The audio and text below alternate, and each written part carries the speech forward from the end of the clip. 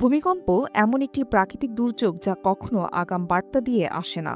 সে কারণে ভূমিকম্পে ক্ষয়ক্ষতির পরিমাণটাও বেশি। তবে সঠিক পরিকল্পনা এবং সচেতনতা থাকলে পরিবারকে এই ক্ষতি থেকে রক্ষা করা সম্ভব। আসুন জেনে নেই ভূমিকম্পে পরিবারকে বাঁচাতে 10টি জরুরি পরিকল্পনা। এই পরিকল্পনাগুলো অনুসরণ করলে জীবনহানি ও ক্ষয়ক্ষতি কমানো সম্ভব। এজন্যই প্রথমে যেটি করতে হবে সেটি হলো পূর্ব প্রস্তুতি ও পরিকল্পনা। একটি সহজে বহনযোগ্য জরুরি কিট তৈরি রাখুন। তাতে পানি, শুকনো খাবার, টর্চ লাইট, ব্যাটারি, প্রাথমিক চিকিৎসা সরঞ্জাম, প্রয়োজনীয় ওষুধপত্র, হুইসেল এবং গুরুত্বপূর্ণ নথিপত্রের ফটোকপি রাখুন। পরিবারের সব সদস্যের সাথে বসে একটি জরুরি কর্মপরিকল্পনা তৈরি করুন। কে কোথায় আশ্রয় নেবে এবং পরবর্তীতে কোথায় মিলিত হবেন তা ঠিক করুন। বাড়ির ভেতরে এবং বাইরে নিরাপদ স্থান চিহ্নিত করুন। শক্ত টেবিল বা ডেস্কের নিচের স্থানকে নিরাপদ আশ্রয়স্থল হিসেবে ব্যবহার করতে শেখান। পরিবারের সবাইকে জানালা, কাঁচের জিনিস, ঝোলানো বস্তু এবং ভারী আসবাবপত্র থেকে দূরে থাকতে নির্দেশ দিন।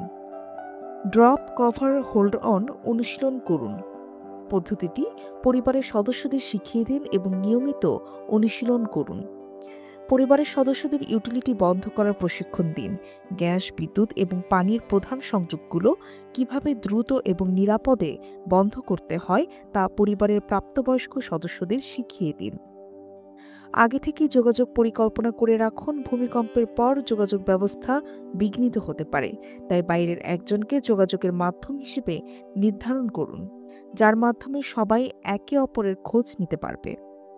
ভূমিকম্প চলাকালীন ও পরবর্তী করণীয়: দ্রুত নিরাপদ স্থানে আশ্রয় নেওয়ার চেষ্টা করুন। কম্পন শুরু হলে আতঙ্কিত না হয়ে দ্রুত চিহ্নিত নিরাপদ স্থানে আশ্রয় নিন। বাইরে বের হওয়ার চেষ্টা করবেন না বা লিফট ব্যবহার করবেন না। আফটার শকের জন্য প্রস্তুত থাকুন। মূল কম্পনের পরেও আফটার শক হতে পারে, তাই পরবর্তী কম্পনের জন্য সতর্ক থাকুন এবং প্রস্তুত থাকুন। সাহায্যের জন্য প্রস্তুত থাকুন। কম্পন থামার পর আহতদের প্রাথমিক চিকিৎসা দিন এবং প্রয়োজন হলে উদ্ধারকারী দলের সাথে যোগাযোগ করুন। কেন এই পরিকল্পনাগুলো জরুরি? ভূমিকম্পের মতো প্রাকৃতিক দুর্যোগের কোনো আগাম সতর্কতা থাকে না, তাই পূর্ব প্রস্তুতি জীবন রক্ষার একমাত্র উপায়। সঠিক পরিকল্পনা ও সচেতনতা থাকলে আতঙ্ক কমে যায় এবং ক্ষয়ক্ষতি ন্যূনতম রাখা সম্ভব।